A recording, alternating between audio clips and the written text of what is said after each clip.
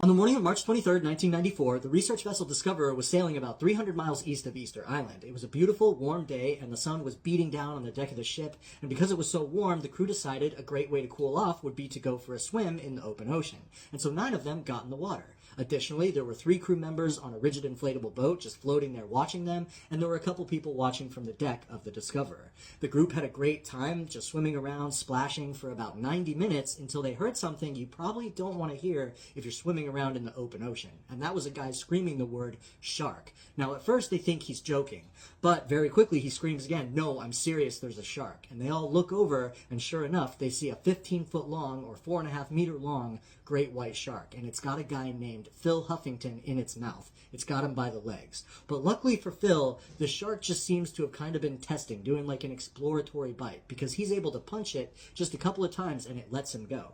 But the shark isn't done yet. It turns around and it makes its way directly for a 19-year-old student named Heather Boswell. Now at this point, somebody on the deck of the Discoverer has a camera and they start recording. And you see this shark come up on Heather. Meanwhile, there's guys on this rib boat and they're hitting the water with oars trying to distract the shark, but it doesn't distract the shark. The shark grabs Heather by the right ankle and it starts shaking her around a little bit, rather gently, but still shaking her, and then it tugs her underneath the surface of the water.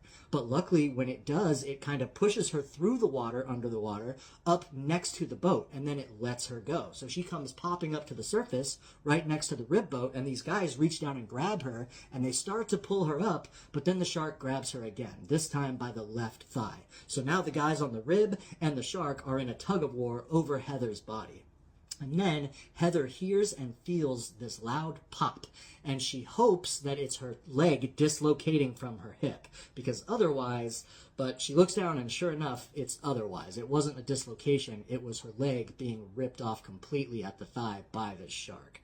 But this allows the guys on the boat to quickly get her into the boat, and somebody eventually gets a belt on her leg and stops the bleeding. Well, simultaneously as they're getting her on the boat, some guy comes on the deck of the Discoverer, and he's got a handgun that apparently he just so happened to draw out before this all took place because he was getting ready to do some target practice, and he was cleaning it. Whether or not that's true, you would have to be there to know. But he goes and he takes 3 shots at this shark, and it startles it, and the shark goes swimming around the stern of the ship, where the guy runs to the stern, gets over the shark, and shoots down at it twice, hitting it in the head and killing the shark. Now, the crew would later claim that there was still one guy in the water climbing up a ladder, and the shark was going after that guy, and that's why they shot it. Whether this is true, again, you would have to be there to know that. Luckily, Philip would sustain minor injuries on both legs. He would have to get 50 stitches for his lacerations. Heather, of course, did lose her leg, but other than that, she made a full recovery. She did almost die, like twice on the table due to blood loss. She had no heartbeat at one point. They had to resuscitate her, but they were able to get her to the hospital the next day, and she looks fantastic today.